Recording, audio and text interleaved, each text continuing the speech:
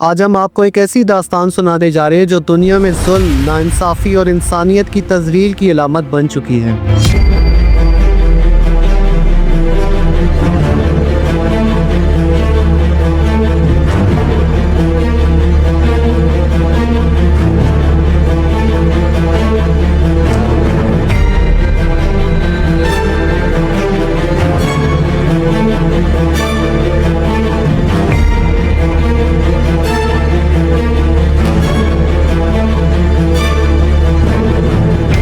یہ داستان ہے عافیہ صدیقی کی، ایک ماں، ایک سائنسدان اور ایک حافظ قرآن کی، جس کی زندگی امریکہ میں ظلم کے اندھیروں میں دفن کر دی گئی۔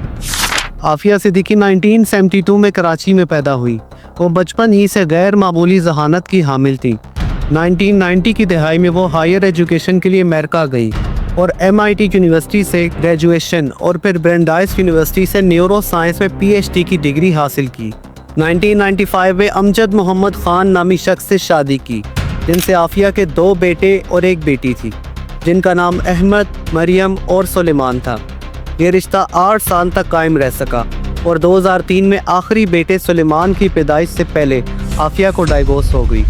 PhD مکمل کرنے کے بعد 2001 میں پاکستان واپس لوٹی، اور یہی وہ وقت تھا جب امریکہ میں 9/11 کا واقعہ رونما ہوا۔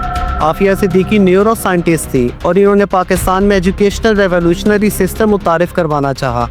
اسی مقصد کے لیے 2003 میں سینٹ چیئرپرسن کے ساتھ اسلام آباد میں میٹنگ کے لیے روانہ ہوئی۔ عافیہ صدیقی اپنے 3 بچوں کے ساتھ اسلام آباد کو روانہ تھی کہ اچانک کراچی کی سڑک پر انٹیلیجنس اہلکاروں نے ان کو زبردستی گاڑی سے اتار کر اپنی گاڑی میں دھکیل دیا، اور ان کا سب سے چھوٹا بیٹا سلیمان، جس کو بے دردی کے ساتھ سڑک پر پھینک دیا گیا، جس کی عمر صرف 6 ماہ تھی۔ عافیہ چیختے ہوئے گاڑی کے شیشے سے باہر نکلی، لیکن اہلکاروں نے اس کو واپس کھینچ لیا۔ یہ وہ لمحہ تھا جب عافیہ کو پہلا نفسیاتی دھچکا لگا، اور ان کا بیٹا سلیمان تب سے آج تک لاپتہ ہے۔ احمد اور مریم، جن کی عمر 5 اور 4 سال تھی، انہیں الگ گاڑی میں ڈال کر نامعلوم جگہ پر منتقل کر دیا گیا۔ یہ وہ لمحہ تھا جب ایک معصوم خاندان کی زندگیاں بکھر گئیں۔ عافیہ کی بہن ڈاکٹر فوزیہ صدیقی کہتی ہیں کہ ہمیں کچھ پتہ نہیں تھا کہ عافیہ کہاں ہے اور بچے کہاں ہیں۔ میں نے در در جا کر پوچھا، عدالتوں سے رجوع کیا، مگر سب دروازے بند تھے۔ Fact sheet international justice network کے مطابق عافیہ صدیقی کو 5 سال تک افغانستان میں بلیک سائٹس مطلب نامعلوم جگہوں پر رکھا گیا۔ بہت سے قیدیوں کے ذریعے اس بات کی تصدیق کی گئی کہ عافیہ کو بگرام جیسی بدنام زمانہ جیل میں رکھا گیا۔ ایک قیدی کے بیان کے مطابق ایک خاتون کی چیخیں ساری جیل میں گونجتی تھی اور انہیں شدید جسمانی تشدد اور مینٹل ٹارچر کا نشانہ بنایا جاتا۔ When I was in Bagram during the year of 2002, I used to hear the sounds of a woman screaming in the interrogation rooms where I... قیدیوں نے گرے لے لی اور قیدی نمبر 650 کہتے تھے، اور وہ عافیہ صدیقی تھی۔ اسٹیفرڈ سمتھ کہتے ہیں کہ میں نے درجنوں قیدیوں سے سنا کہ ایک پاکستانی خاتون کو بگرام جیل میں اذیت دی جاتی ہے۔ بعد میں معلوم ہوا کہ وہ قیدی عافیہ صدیقی تھی۔ ان کا کہنا تھا کہ عافیہ کو ایک لمبے عرصے تک لکڑی کے چھوٹے سے ڈبے میں بند رکھا گیا، اور کئی انٹرنیشنل جرنلسٹ کے مطابق انہیں سائیکوٹروپک ڈرگز کے ٹیکے لگائے جاتے اور ان کے بچوں کو مار دینے کی دھمکی سے ذہنی اذیت دی جاتی۔ برٹش جرنلسٹ ایوان رنڈلے نے بتایا کہ 2008 میں انہوں نے بگرام کو وزٹ کیا، لیکن US فورسز کی طرف سے عافیہ صدیقی کی موجودگی کو لگاتار انکار کیا جاتا رہا، جس پر ایوان رنڈلے کا کہنا تھا کہ بہت سے جیل سے آزاد قیدیوں نے عافیہ صدیقی کی موجودگی کو کنفرم کیا۔ The Americans said there's no women in Bagram. They totally denied it. And I wasn't convinced because there were too many people who had seen and gave descriptions of this woman being held in Bagram. خالد شیخ محمد، جسے principal architect of 9/11 بھی کہا جاتا ہے، انہوں نے بتایا کہ عافیہ صدیقی کو 27 بار واٹر بورڈنگ کیا گیا۔ یہ وہ وحشیانہ سزا ہے جس میں قیدی کو پانی کے اندر ڈبو دیا جاتا ہے اور تب تک باہر نہیں نکالا جاتا جب تک وہ موت کے قریب بے ہوشی میں نہ چلا جائے، اور اس دوران عافیہ صرف ایک ہی دعا کرتے ہوئے سنائی دیتی، اللہم انی اسألک العافیہ، کہ اللہ میں تجھ سے عافیت کا سوال کرتی ہوں۔ امریکن انٹیلیجنس FBI کی طرف سے عافیہ صدیقی پر 9/11 کا الزام لگایا گیا اور کہا گیا کہ عافیہ کے القاعدہ کے ساتھ روابط تھے۔ جس میں انہوں نے کوریئر اور فائنینسیئر کا کام سر انجام دیا، جس کو امریکن جرنلسٹ خود بھی نان سینس کہتے ہیں۔ اس پر ایک عجیب سا واقعہ دیکھنے کو ملا جب عافیہ صدیقی کو کچھ پرشبہ چیزیں اور ڈاکیومنٹس دے کر ان کے بیٹے احمد کے ساتھ افغانستان کے وار زون ایریا میں بھیج دیا گیا۔ ان کے بیٹے کو خودکش بمبار رما جیکٹ پہنائی گئی اور کہا گیا کہ ان کی بیٹی مریم ان کو خالد بن ولید مسجد کے باہر فراہم کی جائے گی، جہاں ان کو رکنا ہوگا، جس کا مقصد ماں اور بیٹے کو ہائی سیکیورٹی ایریا میں مشکوک بنا کر فورسز کی طرف سے ختم کروانا تھا۔ عافیہ اپنے بیٹے احمد کے ساتھ خالد بن ولید مسجد کے باہر انتظار میں تھی کہ ابھی کوئی آ کر ان کی بیٹی مریم کو ان کے حوالے کرے گا۔ اتنے میں محمد اجمل محمدی نامی ایک درزی اپنی دکان سے دوڑتا ہوا ان کے پاس آیا اور کہا آپ یہاں سے فوراً چلی جائے، یہ وار زون ایریا ہے اور آپ یہاں پر نہیں رک سکتی۔ عافیہ نے بتایا کہ میں اپنی بیٹی سے ملنے کا انتظار کر رہی ہوں۔ اتنے میں سیکیورٹی فورسز کے اہلکاروں نے عافیہ کو خاصا فاصلے سے گھیر لیا۔ قریب تھا کہ عافیہ اور ان کے بیٹے پر فائر کر دیا جاتا، کیونکہ عافیہ کو ایک پرشبہ قسم کا بیگ دیا گیا تھا اور ان کے بیٹے کو ایسی جیکٹ پہنائی گئی تھی کہ جس کے دیکھنے سے کوئی خودکش بمبار دکھائی دیتا ہو۔ اتنے میں محمد اجمل محمدی نے دوڑ کر عافیہ کے سر کی چادر کو کھینچ کر کہا کہ یہ کوئی دہشت گرد نہیں ہے، بلکہ یہ ایک ماں ہے جو کہ اپنی بیٹی سے ملنے کا انتظار کر رہی ہے۔ جس پر سیکیورٹی فورسز کے اہلکاروں نے عافیہ کی تلاشی لی تو ان کے پاس کچھ مشکوک نقشے اور دستاویزات برآمد ہوئے، جس پر ان کو دوبارہ بگرام جیل میں منتقل کر دیا گیا۔ عافیہ اور ان کے بیٹے کی جان تو بچ گئی، لیکن ایک نئے ظلم کی داستان کا آغاز ہوا۔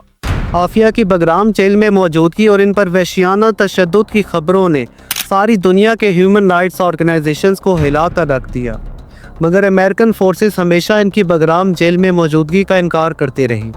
پھر ایک افواہ پھیلا دی گئی کہ کسی یو ایس فورس اہلکار نے ان کو گولی مار کر ختم کر دیا ہے، لیکن شواہد سے پتہ چلا کہ عافیہ صدیقی اور ان کے دونوں بچوں کو امریکہ میں منتقل کر دیا گیا۔ احمد کو جوینائل مطلب بچوں کی جیل میں منتقل کر دیا گیا اور ان کی بیٹی مریم کو ایک کرسچن فیملی کو اڈاپٹ کروا دیا گیا، جن کا نام جوش اور نیٹلی تھا، اور یہ دونوں افغانستان میں مقبر بھی رہ چکے تھے۔ مریم نے اس فیملی کے ساتھ 6 سال گزارے اور پھر اس کو اپنی خالہ فوزیہ صدیقی کے سپرد کر دیا گیا۔ 2008 میں عافیہ صدیقی کا امریکہ کی ریاست ٹیکساس میں کورٹ پروسیڈنگز کا آغاز کیا گیا، لیکن جج نے کیس کے آغاز میں ہی ریمارکس دیے کہ بغیر پیپر ورک ایک پاکستانی عورت کو امریکہ میں لانا ہی قانون کی خلاف ورزی ہے، یہ کیس تو پاکستان میں پروسیکیوٹ ہونا چاہیے تھا۔ آخر ایک من پسند جج رچرڈ برمن اور پروسیکیوٹر پریت پہارا کے حوالے اس کیس کو کر دیا گیا، جنہوں نے بغیر کسی ثبوت، شواہد اور گواہ کے اس الزام کو عائد کرتے ہوئے کہ عافیہ صدیقی نے یو ایس فورسز سے گن کو چھین کر ان پر حملہ کرنے کی کوشش کی، اور ہاتھ سے لکھے نوٹس میں لکھا کہ عافیہ کو bomb recipes, New York city landmarks اور سوڈیم سائنائڈ لے جاتے ہوئے پکڑا گیا، لیکن نوٹس میں لکھنے کے باوجود عافیہ پر ایسے چارجز نہیں لگائے گئے، جس سے ثابت ہوا کہ یہ سب فیبریکیٹڈ الزامات تھے جن کا حقیقت سے کوئی بھی تعلق نہیں تھا، لیکن اس کے باوجود عافیہ صدیقی کو 86 سال کی سزا سنا دی گئی۔ اس مقدمے کو اینالسٹ نے انصاف اور انسانیت کی تذلیل قرار دیا۔ ان کو پری پلانڈ سازش کے ذریعے القاعدہ کے ساتھ جوڑ دیا گیا، لیکن اصل تکلیف کی وجہ اغیار کے ہاتھوں انصاف کا قتل نہیں بلکہ اپنوں کی غداری تھی، اور یہ سلسلہ آج تک جاری ہے، کیونکہ 2008 سے 2025 تک کی تمام گورنمنٹس عافیہ کی رہائی کے بارے میں سنجیدہ ہی نہیں ہے۔ امریکہ میں جو قانون ہے کہ جو پریزیڈنٹ کا لاسٹ ایئر ہوتا ہے، آخری سال میں امریکن پریزیڈنٹ، وہ جتنے کیسز ہوتے ہیں جس میں گورنمنٹ پارڈن کرنا چاہتی ہے وہ سارے کیس ان کو پٹ اپ کیے جاتے ہیں، اور اس کے بعد پریزیڈنٹ سب کو پارڈن کر دیتا ہے جتنے کیس آتے ہیں۔ یہ ہماری بدقسمتی ہے کہ امریکن گورنمنٹ نے ہم سے رابطہ کیا، ہماری گورنمنٹ سے، اور انہیں ڈاکٹر عافیہ صدیقی کے کیس کے بارے میں ان کے ایک سابق اٹارنی جنرل پاکستان میں آئے اور انہیں ریکویسٹ کی پاکستان گورنمنٹ سے کہ آپ کم از کم ایک ریکویسٹ بھیجیں ہمارے پریزیڈنٹ کو کہ ریمٹ کرے، اور اب اینڈ کے اوپر جب اوباما جائیں گے وہ ریمٹ کر دیں، لیکن ہماری طرف سے کسی گورنمنٹ نے یہ جرات نہیں کی، ایون نہ خمیہ صاحب نہ خان صاحب، اگر وہ ریٹن ریکویسٹ بھیجی جاتی کی سزا ریمٹ ہو جاتی۔ عافیہ صدیقی کے لائر اور ہیومن رائٹس کے رہنما اسٹیفرڈ اسمتھ کا کہنا تھا کہ عافیہ نے بتایا کہ انہیں 2 بار افغان فورسز کے اہلکاروں نے ریپ کیا اور کئی بار سیکشول اسالٹس کا نشانہ بنایا۔ ان کا کہنا تھا کہ میرا 42 بار گوانتانامو کی جیل میں جانے کا اتفاق ہوا، اور ان قیدیوں میں سے آدھی تعداد ایسے قیدیوں کی تھی جو اپنی زندگی میں کبھی افغانستان گئے ہی نہیں تھے، جن کو ڈالرز کے عوض general Pervez Musharraf U S forces کے آگے بیچتے رہے۔ اور عافیہ صدیقی کو US فورس کے حوالے کرنے پر ان کو $55,000 ادا کیے گئے۔ We as Americans were offering huge amounts of money for people. With Afia, it was reputedly about $55,000 was paid to Musharraf's people to abduct her and turn her over to the Americans. Aafia Siddiqui کو 2008 سے FMC کارسل میں رکھا گیا ہے، جو کہ Guantanamo jail سے بدتر جگہ ہے، جہاں زندگی ایک جہنم میں گزارنے کے مترادف ہے۔ 2023 میں 20 سال بعد ڈاکٹر فوزیہ صدیقی کو ان کی بہن عافیہ سے ملنے کی اجازت ملی۔ 2 گھنٹے کی ملاقات میں ڈاکٹر فوزیہ صدیقی کو بچوں کی تصویریں دکھانے سے منع کیا گیا۔ ان کی بہن فوزیہ صدیقی کا کہنا تھا کہ جیل میں تشدد کے دوران عافیہ کے 2 دانت ٹوٹ گئے تھے اور چہرے پر مار پیٹ سے ان کے دائیں کان کی سمار بھی ضائع ہو گئی تھی۔ Just yesterday, which is compelling evidence from this. One of the things they'd forced her to copy stuff out to make her look like a terrorist when she was being tortured in Bagram and elsewhere. And one of the things that they said she wrote out, turns out was copied word for word from this magazine. And this is Discover. And this magazine was only published in America and was only published in a hard copy and could only have come from the people who were torturing her in Bagram, that she couldn't possibly have got her hands on. Doctor Aafia کی کہانی ایک فرد کی نہیں بلکہ قوم کی بے بسی اور طاقتور ریاستوں کی بربریت ہے۔ ڈاکٹر عافیہ صدیقی پاکستان کی مظلوم بیٹی ہیں۔ ان کے ساتھ ہوئے ظلم کے خلاف آواز اٹھانا ہم سب کا فرض منصبی ہے۔ اگر کچھ بھی کرنے سے قاصر ہیں تو کم از کم ان کو اپنی دعاؤں کا حصہ ضرور بنائیے گا۔ اپنا خیال رکھیے گا۔ اللہ حافظ۔